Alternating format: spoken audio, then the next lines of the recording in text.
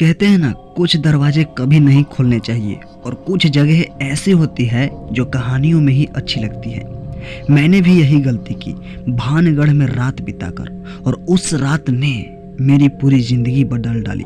मानो ऐसी चीज जो कभी भी मेरे दिमाग में गया ही नहीं। और उस रात बिताने के बाद तो भाई मैं क्या ही बोलूँ, इस वीडियो में आप पूरा का पूरा सच जान सकते हो। ये बात कुछ महीने पहले की है। मैं और मेरे 3 दोस्त हिमांशु, चंदन और सूरज गया बिहार से एक ट्रिप पे निकले थे। एडवेंचर के बड़े शौकीन थे हम लोग। अलग अलग जगहों पर जाना और वहाँ की खूबसूरती का वीडियोस बनाकर अपने फैमिलीज या अपने दोस्तों के साथ बैठकर देखना और मज़े करना, यही शौक था हमारा।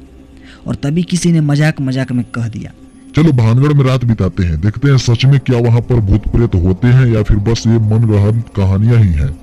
हम सब बिना सोचे तैयार हो गए और हंसने लगे, लेकिन उस हंसी में एक अजीब सा डर छुपा हुआ था। भानगढ़ वो जगह है जहां सूरज ढलते ही ASI ने प्रवेश बंद कर रखा है। आपके जानकारी के लिए बता दूं कि ASI का मतलब आर्कियोलॉजिक सर्वे ऑफ इंडिया यानी भारतीय पुरातत्व सर्वेक्षण है। यह भारत सरकार के संस्कृति मंत्रालय के अधीन एक संस्था है जो देश की ऐतिहासिक धरोहर और स्मारकों और पुरातात्विक स्थलों की देखभाल और देखरेख और खुदाई का कार्य करती है। भानगढ़ किले जैसे ऐतिहासिक स्थानों पर ASI की चेतावनी बोर्ड अक्सर लगे होते हैं, जिस पर लिखा होता है सूर्योदय के बाद और सूर्यास्त के पहले प्रवेश वर्जित है। लोग कहते हैं वहाँ आत्माएं भटकती है और एक तांत्रिक का श्राप है उस किले पर हम सब सच की तलाश में वहाँ पहुँच गए थे रात 8 बजे। जब हम सब किले में प्रवेश किए तो चारों तरफ अंधेरा, हवा में अजीब सी ठंडक थी। हमने कैमरा ऑन किया, टॉर्च निकाली और अंदर घुस गए। किले के हर एक कोना वीरानी थी, जैसे सदियों से कोई आया ही ना हो।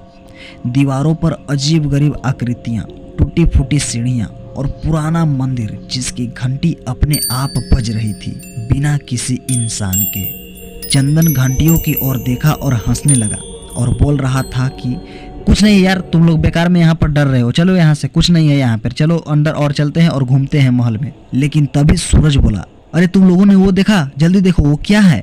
हमने मुड़कर देखा और देखते ही जो दृश्य शक्ति हमको दिखाई दी, उसे देखकर हमारी रूह कांप गई।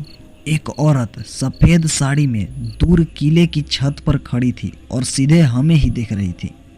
हमने कैमरा घुमाया, लेकिन कैमरे में वो कुछ भी नहीं था। तभी मैंने कहा, चलो वापस चलते हैं। तभी चंदन बोला, अब आए हैं तो कम से कम 1 घंटा किले में तो जरूर रुकेंगे ही। उसके जिद के आगे हम सब हार गए और किले में एक हॉल जैसी कमरे में बैठ गए। चारों तरफ सन्नाटा, सिर्फ हमारी सांसें और धड़कनें सुनाई दे रही थी। तभी एक जोर की चीखने की आवाज गूंजी।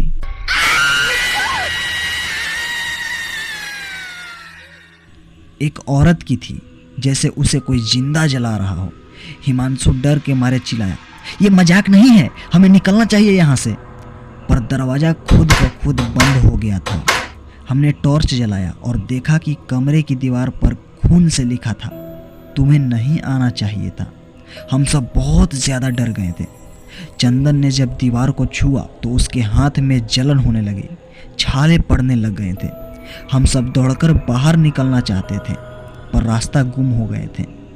भानगढ़ का किला जो दिन में बिल्कुल सीधा लगता है, पर रात में एक भूल भुलैया बन जैसा बन जाता है। हर दरवाजे हमें किसी और ही जगह पर ले जा रहा था। भटकते भटकते हम सब एक गुफा जैसे गलियों में जा पहुंचे और वहां वो औरत फिर दिखी। इस बार वो पास आ रही थी, धीरे धीरे, बिना पांव जमीन पे रखे। उसके चेहरे पर कोई चेहरा ही नहीं था, सिर्फ एक काली गुफा और आंख से बहता खून। हम चिल्ला रहे थे और दौड़ रहे थे। चंदन बेहोश के कगार पर आ गया था। सूरज की 2 उंगलियां आधी कट गई थी और पैर पर भारी चोट का निशान था और उसे कुछ पता भी नहीं था कि यह सब कब हुआ, और दर्द भी नहीं हो रहा था। सूरज की उंगलियों का खून हम बहते देख रहे थे, लेकिन खून जमीन पर गिर ही नहीं रहा था।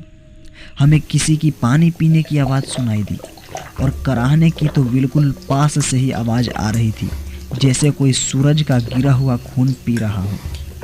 लेकिन वहाँ कोई नहीं था, सिर्फ चीखें और पायल की आवाज़ें जो हमारे बिल्कुल करीब से ही आ रहे थे। किसी तरह हम और हिमांशु चंदन और सूरज को संभालते हुए मंदिर की तरफ भागे। मंदिर की घंटी खुद ब खुद बजने लगी और ऐसा लग रहा था जैसे कि कोई अदृश्य शक्ति हमें बाहर की ओर धकेल रही है। हम सब लुढ़कते पुधकते किले के मेन गेट तक पहुंचे। अचानक दरवाज़ा खुला, हम सब भागते हुए बाहर निकल गए। पीछे मुड़कर देखा तो कुछ भी नहीं था। किला शांत था, जैसे कुछ हुआ ही ना हो। आज भी जब मैं सोता हूँ तो उस औरत का चेहरा मेरे सपनों में कभी कभी आती है। सूरज आज भी उस रात के बाद कभी चल ना पाया और चंदन को आज भी रात के 2 या 3 बजे के बीच उसकी चीखें सुनाई देती है।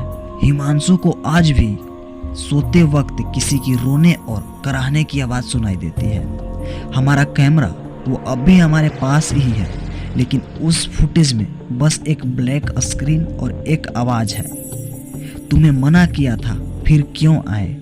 शायद कुछ दरवाजे कभी नहीं खोलना चाहिए और अपने बड़ बुजुर्ग की बात हमेशा माननी चाहिए। और ऐसी स्थान जहाँ पर ASI ने रोक लगा दी है वहाँ पर बिल्कुल भी भूलकर नहीं जाना चाहिए। ये हमारी पहली गलती थी जो हम कर चुके थे और उसका पछतावा अब हम लोग भुगत रहे हैं।